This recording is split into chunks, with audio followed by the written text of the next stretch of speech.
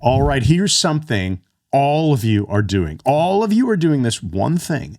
And maybe you're doing it right. Maybe you're doing it in a way that screws up your life. And once we tell you what it is and how to change it, you're going to get better results. Mike Mandel, what are we talking about? We're talking about your internal voice, which we all have. Mm-hmm. It can be a monologue. It can be a dialogue with someone else in your mind.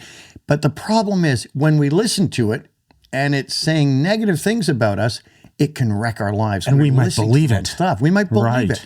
And some of these internal voices people have are cheerleaders for empowered people. Yeah, go for it. You're doing great. But others are critics. You screwed up again. Yeah. What's the point? Yeah. I'm just going to embarrass myself. Or it could be you're just going to embarrass yourself if it's that other you talking to you. For sure. And you know, my theory is here, Chris, that we actually develop beliefs about life in general by listening to these internal narrations. Yeah. Telling us stuff. For sure, because we have a tendency as humans to future pace something that isn't good. And in NLP, we call future pacing a way of testing our work or a way of having people imagine the positive outcome. But guess what? No one just made up this idea of future pacing as people should do this. Probably, I'm supposing, as I actually don't know, that this was discovered because people were already future pacing a bad outcome. Oh, it happens all the time. And therefore, how do you do that? What's the strategy for future pacing? A lot of the time, it's that internal monologue, internal voice going, the outcome is just going to be XYZ, some crap. And then you repeat that over and over and you start to believe it. And it can even be questions. Like the internal voice might be saying, but if that screws up, what are you going to do then? It's like, and that'll put you off doing something that might really benefit your life.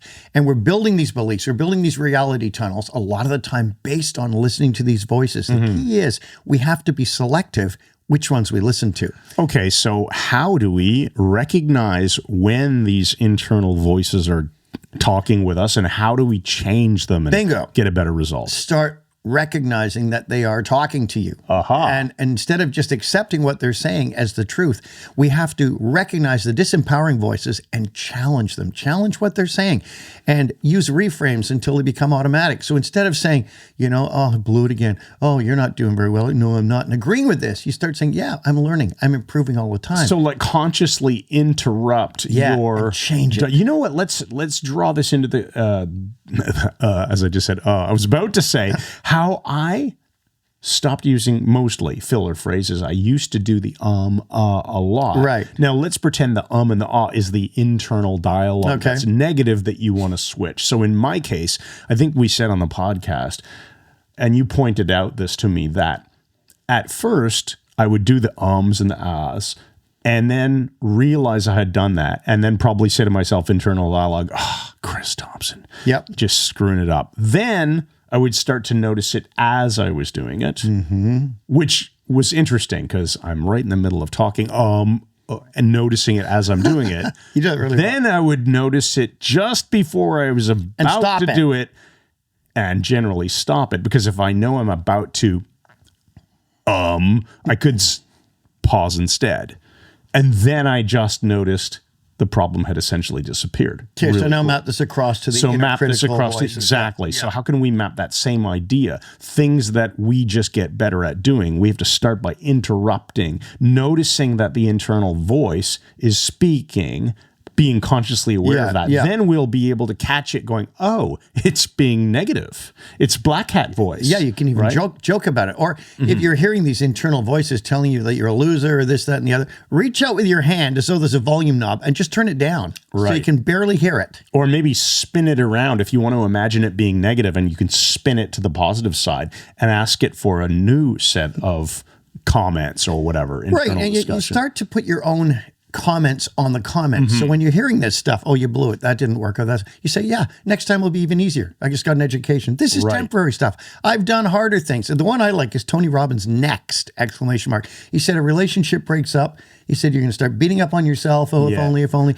And down in the dumps, he said, instead, open your front door, go out in the street, just yell, next! Yeah, that's hilarious. Now, it can be seen as harsh, but in reality, do you want to have a good life? I do. Yeah, so if you catch yourself, I love this though. So if you get to this, I'm aware my inner dialogue, monologue voice was saying this negative crap, just interrupt it, feed it something else, respond to it as if it's another person saying yeah, for sure, because it is. It's you. Train it to speak the way you want it to speak, and then eventually you probably just notice, oh, it said something positive to me. I got a positive internal comment. That's wonderful. And then amplify that. And then act upon it. Now, so the main simple process here, guys, is create some mantras or positive self-talk affirmations that you can use. You know, I'm learning. I'm getting better all the time. I'm feeling terrific. It doesn't matter. I'll do something better next time.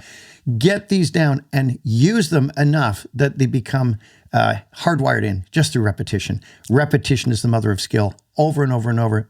Counter these negative thoughts, negative voices in your head by saying something empowering instead and dismissing the negative stuff as irrelevant to you. Awesome. So that is the idea of your inner voice is lying to you and how to get it to start telling you the truth, which is or at least more useful lies. Right. So we're going to now challenge you to drop a comment on how you're starting to observe that internal voice.